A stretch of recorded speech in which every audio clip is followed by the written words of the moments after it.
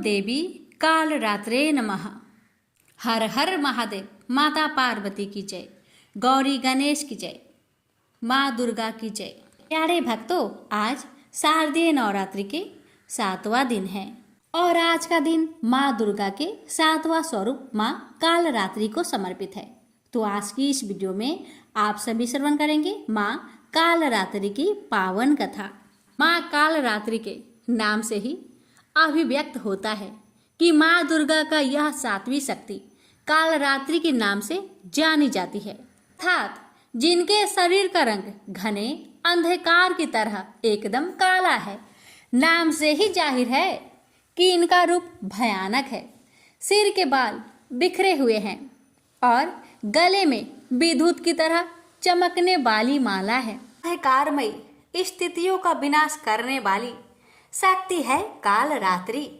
काल से भी रक्षा करने वाली यह शक्ति है। इस देवी के 3 नेत्र हैं। ये तीनों ही नेत्र ब्रह्मांड के समान गोल है। इनकी सांसों से अग्नि निकलती रहती है। ये गंधर्व की सवारी करती है। ऊपर उठे हुए दाहिने हाथ की वर मुद्रा भक्तों को वर देती है। दाहिने तरफ का नीचे वाला हाथ अभय मुद्रा में है, यानी भक्तों हमेशा निडर निर्भय रहो। दाई तरफ के ऊपर वाले हाथ में लोहे का कांटा तथा नीचे वाले हाथ में खड़ग है। इनका रूप भले ही भयंकर हो, लेकिन ये सदैव शुभ फल देने वाली माँ है, इसलिए ये शुभंकरी कहलाई। अर्थात इनसे भक्तों को किसी भी प्रकार से भयभीत या आतंकित होने की कतई आवश्यकता नहीं। उनके साक्षात्कार से भक्त पुण्य के भागी बनते हैं। कालरात्रि की उपासना करने से ब्रह्मांड की सारी सिद्धियों के दरवाजे खोलने लगते हैं और तमाम आसुरी शक्तियां उनके नाम के उच्चारण से ही भयभीत होकर दूर भागने लगती है। इसलिए दानव, दैत्य, राक्षस और भूत प्रेत उनके स्मरण से ही भाग जाते हैं। ग्रह बाधाओं को भी दूर करती है और अग्नि, जल, जंतु, शत्रु और रात्रि भय दूर हो जाते हैं।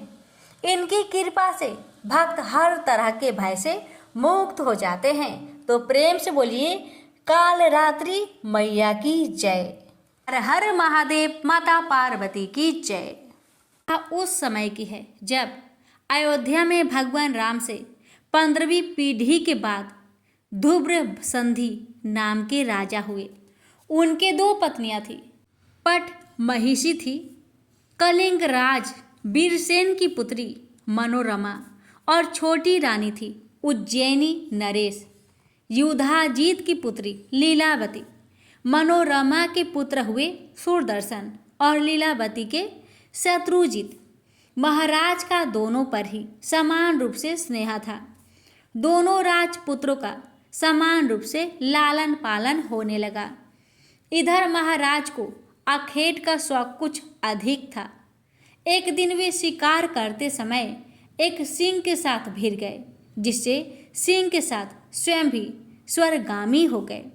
मंत्रियों ने उनकी पारलौकिक क्रिया करके सुदर्शन को राजा बनाना चाहा। उधर शत्रुजीत के नाना युधाजीत को इस बात की खबर लगी तो वे एक बड़ी सेना लेकर इसका विरोध करने के लिए अयोध्या में आ डटे। उधर कलिंग नरेश वीरसेन भी सूरदर्शन के पक्ष में आ गए। दोनों में युद्ध छिड़ गया। लिंगाधिपति मारे गए। अब रानी मनोरमा डर गई। वह सूरदर्शन को लेकर एक धाये तथा महामंत्री विदल के साथ भागकर महर्षि भरद्वाज के आश्रम में प्रयाग पहुंच गई।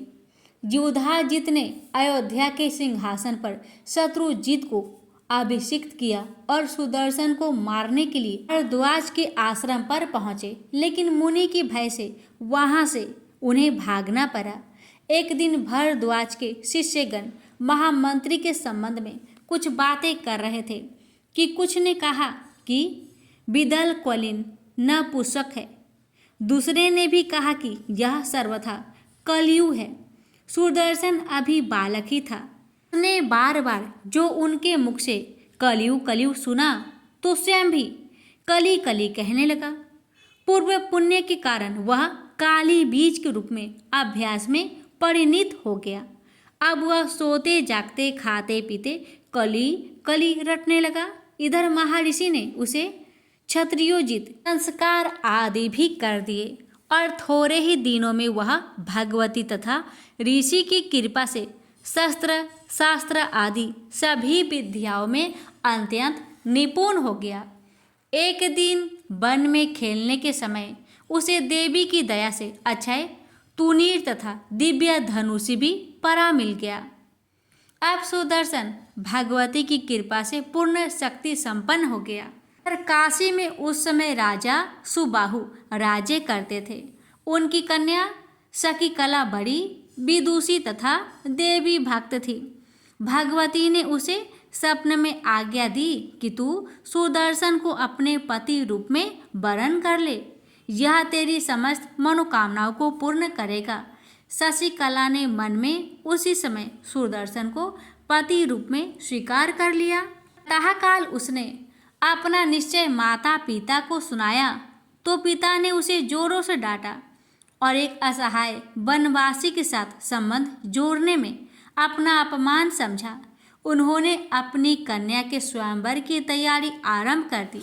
उन्होंने उस स्वयंवर में सुदर्शन को आमंत्रित भी नहीं किया, पर शशिकला भी अपने मार्ग में अधीन थी।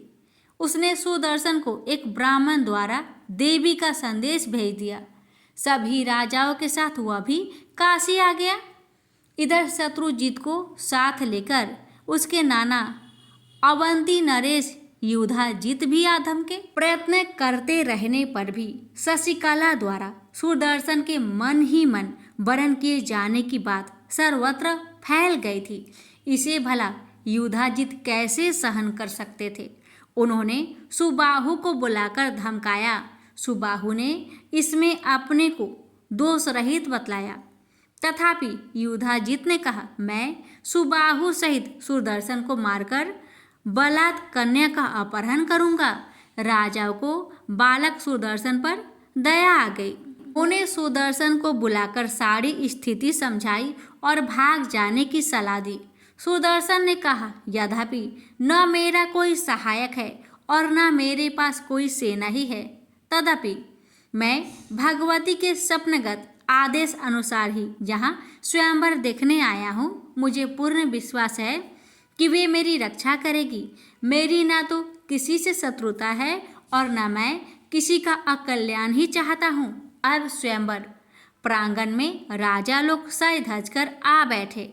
सुबाहु ने शशिकला से स्वयंवर में जाने के लिए कहा, पर उसने राजाओं के सामने उपस्थित होना सर्वथा अस्वीकार कर दिया। सुबाहु ने राजाओं के अपमान तथा उनके द्वारा उपस्थित होने वाले भय की बात कही। शशिकला बोली, यदि तुम सर्वथा कायर ही हो तो मुझे सुदर्शन के हवाले करके नगर से बाहर छोड़ आओ। कोई दूसरा रास्ता भी नहीं था, इसलिए सुबाहु ने राजाओं से तो कह दिया कि आप लोग कल स्वयंवर में आएंगे, आज शशिकला नहीं आएगी। इधर रात में भी उसने संक्षिप्त विधि से गुप्त रीति से सुदर्शन से शशिकला का विवाह कर दिया और सवेरे होते ही उन्हें पहुंचाने जाने लगा। युधाजीत को भी यह बात किसी प्रकार मालूम हो गई। अपनी सेना लेकर सुदर्शन को मार डालने के विचार से रास्ते में वह जा खड़ा हुआ। सुदर्शन भी भगवती का स्मरण करता हुआ वहां पहुंचा। युधाजीत ने सुदर्शन को ललकारा। दोनों में युद्ध छिड़ने ही वाला था कि भगवती साक्षात प्रकट हो गई। युधाजीत की सेना भाग चली। पारंबा जगजननी ने सुदर्शन को वर मांगने के लिए कहा। सुदर्शन जगजननी की कृपा का अनुभव कर रहा था। उसके पास ना तो मांगने के लिए मन था न ही शब्द। उसकी आंखें से अविरल अश्रुधारा बह रही थी। सुदर्शन ने देवी के चरणों में अविरल और निश्चल अनुराग की याचना की, साथ ही काशीपुरी की रक्षा की प्रार्थना की। परम्बा ने तथास्तु कहा। मान्यता है कि उसके बाद सुदर्शन को मिले वरदान स्वरूप ही दुर्गा कुंड में स्थित हुई परम्बा दुर्गा बनारसी पूरी की रक्षा कर रही है, तो प्रेम से बोलिए माँ दुर्गा की जय। दर्शान एक बहुत ही सुंदर और वैभवपूर्ण राज्य था। वहाँ की धरती सोना उगलती थी। राज्य भर में दूध की नदियाँ बहती थी। कोई दुखी नहीं था। चारों ओर सुख का बसंत छाया हुआ था। राज्य के सभी लोग धर्म में और ईश्वर में बड़ी आस्था रखते थे। दर्शन राज चारू वर्मा भी बड़ा न्यायी था। प्रजा का पालन पुत्र के समान करता था। कोई किसी को न तो दुख दे सकता था न हानि पहुंचा सकता था। चारू वर्मा का न्यायदंड सबके मस्तक पर घूमता रहता था। राजा को किसी प्रकार का कोई दुख नहीं था, किंतु फिर भी वह बराबर चिंतित रहता था। उसके कोई संतान नहीं थी। उसकी राज महिषी के हृदय में भी सदैव चिंता और दुख की लहरें उठा करती थी। राजा और रानी ने संतान पाने के लिए देवी देवताओं का पूजा आराधना की। साधु महात्माओं के द्वार खटखटाए, किंतु कामना के वृक्ष में फल नहीं लगे। ज्यों ज्यों दिन बीतते गए चिंता भी बढ़ने लगी। चारू वर्मा के पुरोहित का नाम था मधुचंद। मधुचंद बड़े त्यागी थे। वे बस्ती के बाहर कुटिया बनाकर रहते थे। थोड़ी सी भूमि थी, उसी में वे अन्न उपजाते थे और जो कुछ पैदा होता था उसी से अपना जीवन निर्वाह करते थे। राजपुरोहित चारू वर्मा के दुख से अवगत थे। वे जानते थे कि राजा और रानी दोनों को संतानहीनता की चिंता निरंतर दुख पहुंचाया करती है, पर उन्हें दृढ़ विश्वास था कि एक दिन ऐसा आएगा जब राजा की चिंता दूर हो जाएगी और उन्हें संतान की प्राप्ति होगी। संध्या का समय था। राजा और रानी दोनों घूमने के लिए बाहर निकले। दोनों घूमते घूमते राजपुरोहित की कुटिया के द्वार पर जा पहुंचे। राजपुरोहित ने उठकर स्वागत किया और बैठने के लिए आसन प्रदान किया। राजपुरोहित के समक्ष आसन पर बैठते ही रानी की आंखें आंसुओं से भर गई। आंसुओं की बूंदें कपोले से होती हुई नीचे गिरने लगी। राजपुरोहित ने रानी की ओर देखते हुए प्रश्न किया, क्या बात है महारानी, आपके नेत्र से अश्रु बूंदें क्यों गिर रही है? रानी ने भरे हुए कंठ से कहा, राजपुरोहित जी, आप तो सब कुछ जानते हैं। रानी की बात सुनकर राजपुरोहित विचारों के सागर में डूब गए। ये कुछ क्षणों तक सोचते रहे, फिर बोले, महारानी आप चिंता ना करें, आप भगवती दुर्गा की आराधना करें। माँ दुर्गा की कृपा से आपकी सोनी गोद अवश्य किलकारियों से भर उठेगी। रानी उसी दिन से माँ दुर्गा की आराधना में लग गई। दिन में आराधना, रात में आराधना, खाते पीते सोते जागते हर समय माँ दुर्गा की वंदना। आखिर भगवती दुर्गा प्रसन्न हुई। सपने में प्रकट होकर बोली, मैं तुम पर प्रसन्न हूँ, मांगो क्या चाहिए। रानी ने सजल नयन से उत्तर दिया, माँ मेरी गोद सुनी है, मुझ पर कृपा करो। भगवती दुर्गा का हृदय दया से उमड़ उठा। उन्होंने रानी के मस्तक पर हाथ रखते हुए कहा, पुत्री तुम्हारी कामना अवश्य पूरी होगी। माँ दुर्गा के आशीर्वाद से रानी की कोख से एक पुत्री ने जन्म लिया। जिस प्रकार बसंत के आगमन से उजड़ी हुई वाटिका खिलखिला उठती है, बालिका के जन्म से रानी और राजा के जीवन में नई बहार आ गई। राजा ने अपनी पुत्री का नाम सुमना रखा। सुमना केवल सुमना ही नहीं थी, रूप और सुंदरता की लड़ी भी थी। जो भी देखता उसकी आंखें उसके रूप में अटक जाती। सुमना धीरे धीरे वय की सीढ़ियां लांघने लगी। वह विवाह के योग हुई। उसके रूप और सौंदर्य की मधु गंध चारों ओर छिटक पड़ी।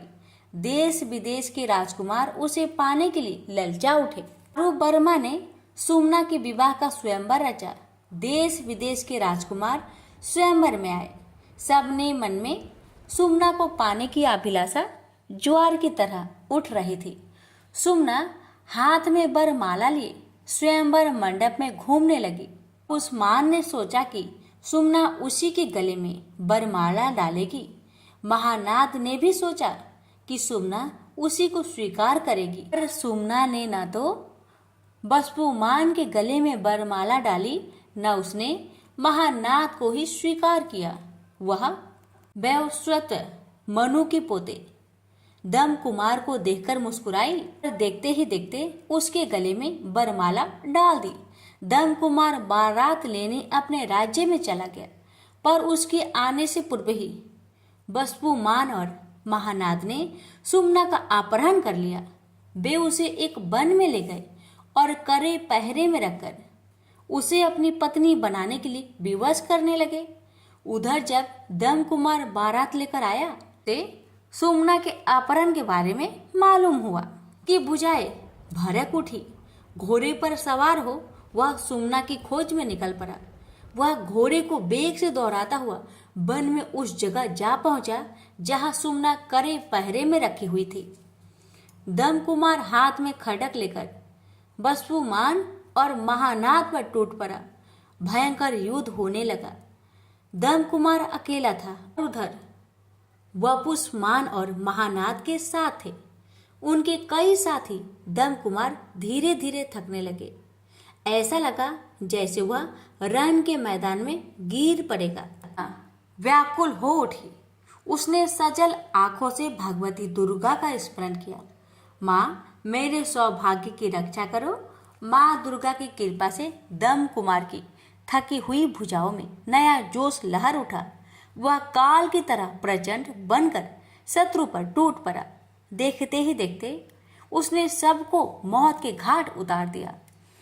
इस समय चारू वर्मा भी अपने सैनिकों के साथ वहां आ पहुंचा। उसने दम कुमार की पीठ थपथपाते हुए कहा, मुझे तुम पर गर्व है। सुमना ने तुम्हारा ठीक ही वरण किया है। माँ दुर्गा की कृपा से चारू वर्मा ने बड़ी धूमधाम के साथ सुमना का विवाह दम कुमार के साथ कर दिया। फिर दोनों का जीवन उसी प्रकार व्यतीत हुआ जिस प्रकार बसंत के दिनों में वृक्षों की डालियां विकसित होती है। प्रेम से बोलिए भगवती दुर्गा की जय। एक समय की बात है। काशी निवासी धनंजय की पत्नी का नाम सुलक्षणा था। उसे अन्य सब सुख प्राप्त थे, केवल निर्धनता ही उसके दुख का एकमात्र कारण थी। यह दुख उसे हर समय सताता रहता था। एक दिन सुलक्षणा पति से बोली, स्वामी, आप कुछ उद्यम करो तो काम चले। इस प्रकार कब तक काम चलेगा? सुलक्षणा की बात धनंजय के मन में बैठ गई और वह उसी दिन विश्वनाथ शंकर जी को प्रसन्न करने के लिए बैठ गया और कहने लगा, हे देवाधिदेव विश्वेश्वर, मुझे पूजा पाठ कुछ नहीं आता है, केवल आपके भरोसे बैठा हूँ। इतनी विनती करके वह 2-3 दिन भूखा प्यासा बैठा रहा। यह देखकर भगवान शंकर ने उसके कान में अन्नपूर्णा अन्नपूर्णा अन्नपूर्णा इस प्रकार 3 बार कहा। यह कौन क्या कह गया? इसी सोच में धनंजय पड़ गया कि मंदिर से आते ब्राह्मणों को देखकर पूछने लगा, पंडित जी, अन्नपूर्णा कौन है? ब्राह्मणों ने कहा, तू अन्न छोड़कर बैठा है, सो तुझे अन्न की बात सूझती है। जा घर जाकर अन्न ग्रहण कर। धनंजय घर गया, स्त्री से सारी बात कही। वह बोली, नाथ, चिंता मत करो, स्वयं शंकर जी ने यह मंत्र दिया है, वे स्वयं ही खुलासा करेंगे।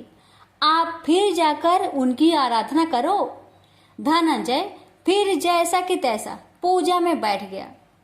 रात्रि में शंकर जी ने आज्ञा दी और कहा, तू पूर्व दिशा में चला जा। वहां अन्नपूर्णा का नाम जपता जाता और रास्ते में फल खाता, झरनों का पानी पीता जाता।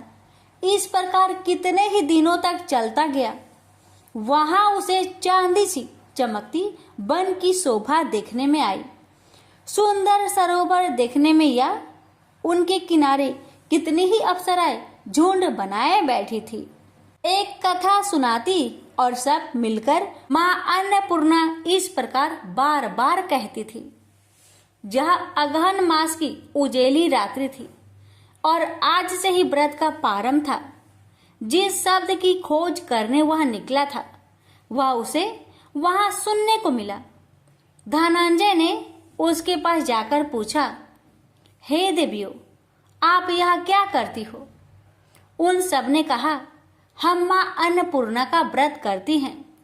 धनंजय ने पूछा, व्रत पूजा करने से क्या होता है? यह किसी ने किया भी है? इसे कब किया जाए? कैसा व्रत है और कैसी विधि है? मुझसे भी विस्तार से बताओ। वे कहने लगी, इस व्रत को सब कोई कर सकते हैं। 21 दिन तक के लिए 21 गांठ का सूत लेना चाहिए। 21 दिन यानी न बने तो एक दिन उपवास करे, या भी ना बने तो केवल कथा सुनकर प्रसाद ले। निराहार रहकर कथा कहे, कथा सुनने वाला कोई न मिले तो पीपल के पत्तों को रख, सुपारी या घृत कुमारी, वृक्ष को सामने कर, दीपक को साक्षी कर, सूर्य, गाय, तुलसी या महादेव को बिना कथा सुनाए मुख में दाना न डाले। यदि भूल से कुछ पड़ जाए तो एक दिवस फिर उपवास करे। व्रत के दिन क्रोध न करे और झूठ ना बोले। धनंजय बोला, इस व्रत के करने से क्या होगा? वे कहने लगी, इसके करने से अंधों को नेत्र मिले, लुल्लू को हाथ मिले, निर्धन के घर धन आए, बाझिन को संतान मिले, मूर्ख को विद्या आए। जो जिस कामना से व्रत करे माँ उसकी इच्छा पूरी करती है। वह कहने लगा, बहनों, मेरे पास भी धन नहीं है, विद्या नहीं है, कुछ भी तो नहीं है। मैं तो दुखिया ब्राह्मण हूँ। मुझे इस व्रत का सूत दोगी? हाँ भाई, तेरा कल्याण हो, हम तुम्हें अवश्य देंगे। ले, इस व्रत का मंगल सूत्र ले। धनंजय ने व्रत किया। व्रत पूरा हुआ। तभी सरोवर में से 21 खंड की स्वर्ण सीढ़ी हीरा मोती जड़ी हुई प्रकट हुई। धनंजय अन्नपूर्णा अन्नपूर्णा कहता जाता था।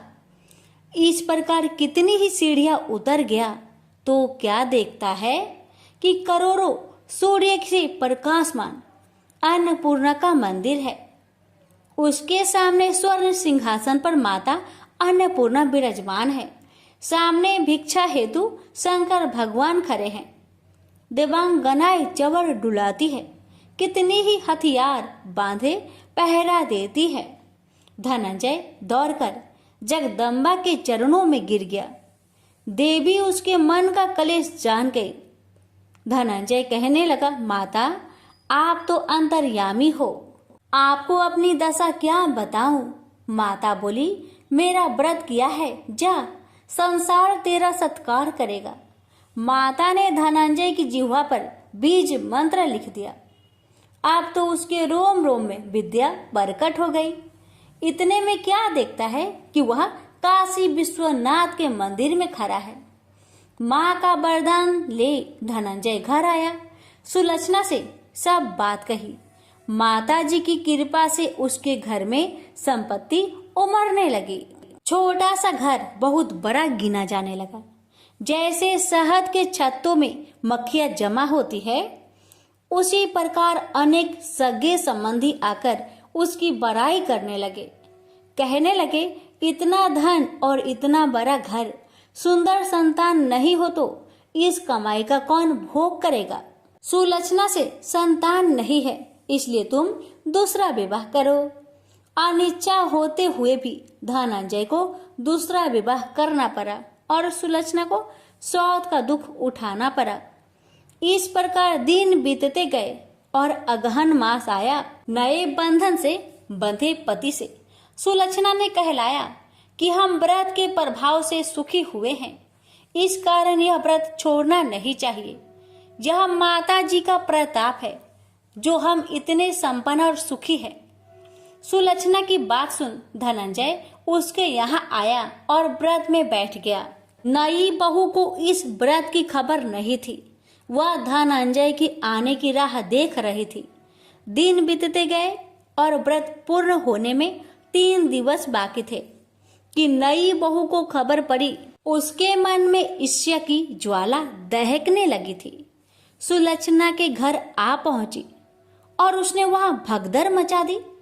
वह धनंजय को अपने साथ ले गई।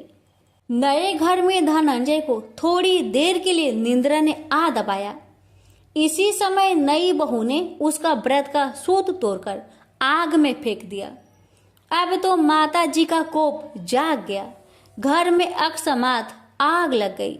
सब कुछ जलकर खाक हो गया।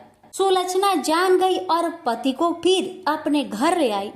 नई बहू रूठकर माता पिता के घर जा बैठी। पति को परमेश्वर मानने वाली सुलक्षणा बोली, नाथ घबराना नहीं, माता जी की कृपा अलौकिक है।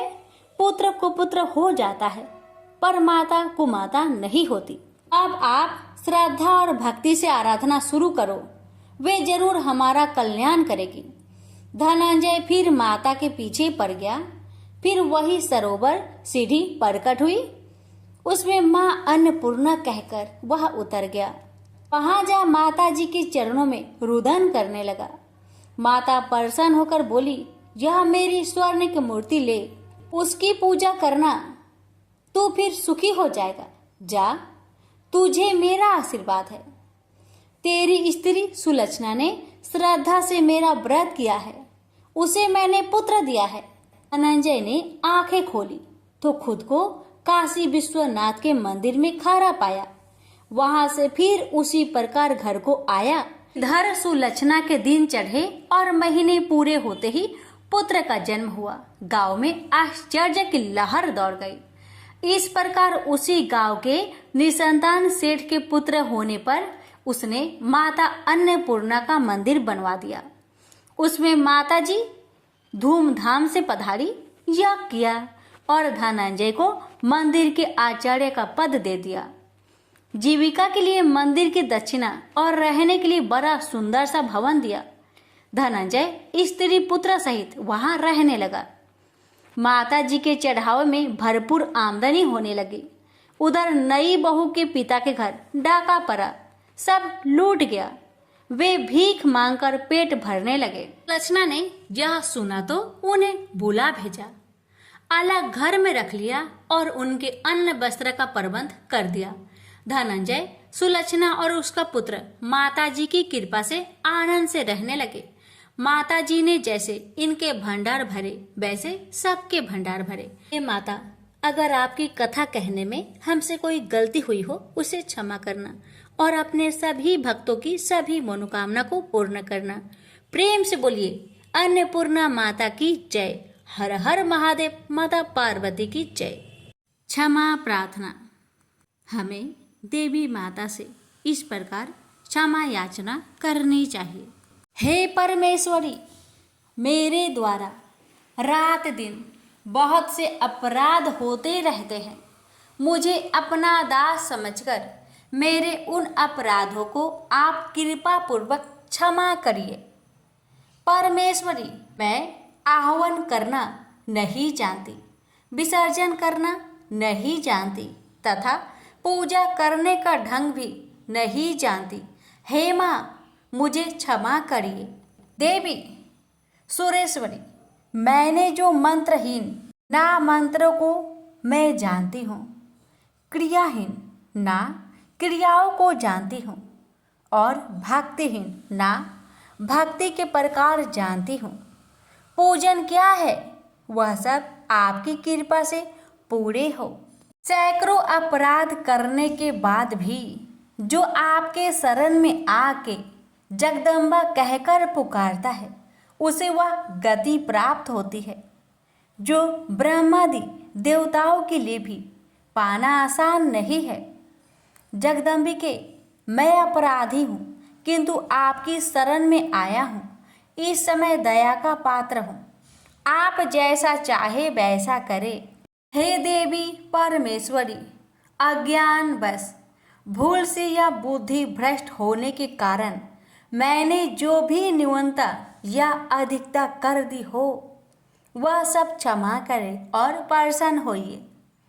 सच्चिदानंद स्वरूपा परमेश्वरी, जगत माता कामेश्वरी, आप प्रेम पूर्वक मेरी यह पूजा स्वीकार करें और मुझ पर प्रसन्न रहे। देवी सुरेश्वरी, आप गोपनीय से भी गोपनीय वस्तु की रक्षा करने वाली हैं। मेरी निवेदन किए हुए इस जप को ग्रहण करिए। आपकी कृपा से मुझे सिद्धि प्राप्त हो। इस प्रकार क्षमा प्रार्थना मंत्र के पाठ से दुर्गा माता आपके जाने अनजाने में हुए सारे अपराधों को क्षमा करेंगी और उनकी कृपा सदैव आपके ऊपर बनी रहेगी। तो प्रेम से बोलिए जगदम्बा माता की जय।